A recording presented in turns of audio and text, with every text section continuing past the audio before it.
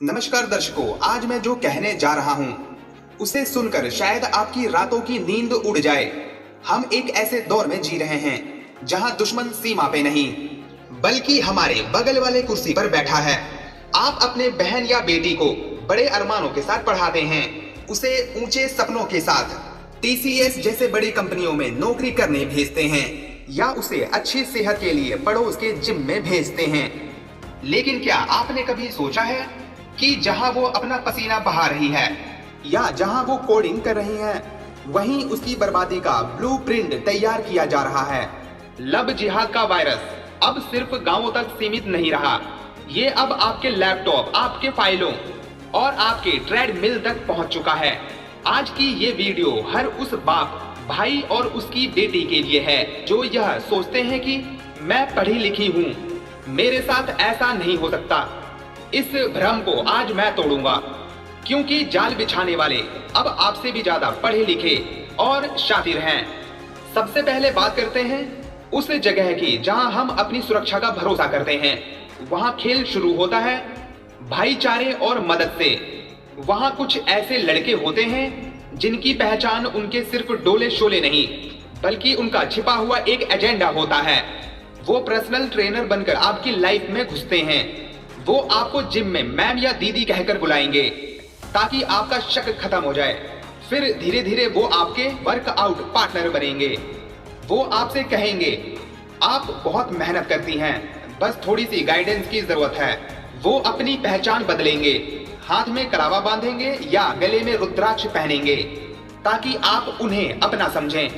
और फिर शुरू होता है इमोशनल अत्याचार का वो दौर जहां आपकी एक तस्वीर या आपकी एक छोटी सी कमजोरी को हथियार बना लिया जाता है। अब आइए उस जगह पर जहां पे सबसे दिमाग वाले लोग बैठते हैं। कॉर्पोरेट ऑफिस, टीसीएस जैसी दिग्गज कंपनी में लव जिहाद जैसी गूंज सुनाई देती है तो रूह कांप जाती है। यहाँ ये काम तलवार से नहीं बल्कि टारगेट्स और परफॉर्मेंस के नाम पर होता है। यहाँ का शिकारी एक जेंटलमैन बनकर आता है।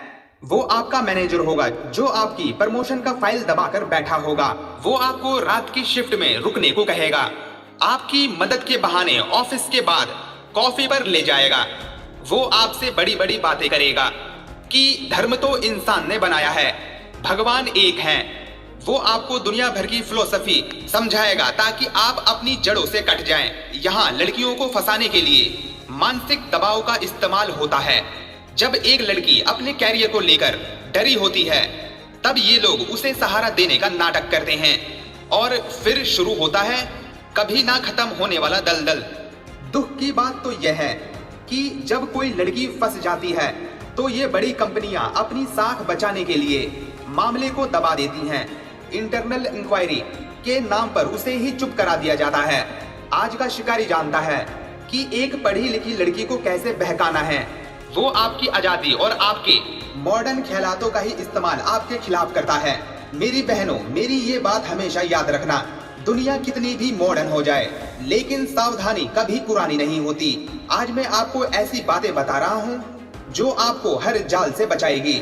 अगर कोई लड़का आपसे दोस्ती करना चाहता है तो उसका पूरा नाम और उसका बैकग्राउंड जानने में कोई बुराई नहीं है।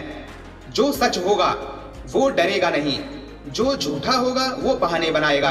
अगर वो लड़का आपसे कहे कि ये बात घर वालों को मत बताना या तुम्हारे माँ बाप पुराने ख्यालात के हैं, तो समझ जाइए कि वहीं से आपकी बर्बादी शुरू हो गई। आपके माता पिता से बढ़कर आपका कोई भी शुभ चिंतक नहीं है। ऑफिस में कलीग को कलीग ही रहने दें। अपनी निजी जिंदगी की हर छोटी बात हर किसी के साथ शेयर ना करें। प्रोफेशनल बने, इमोशनल नहीं। अगर कभी भी आपको लगे कि कुछ अजीब है या वो लड़का आपको किसी चीज के लिए मजबूर कर रहा है तो तुरंत वहां से रास्ता बदल लीजिए। ना कहना सीखिए, वो कितना बड़ा भी अफसर क्यों ना हो। दोस्ती से पहले संदेह करना सीखिए।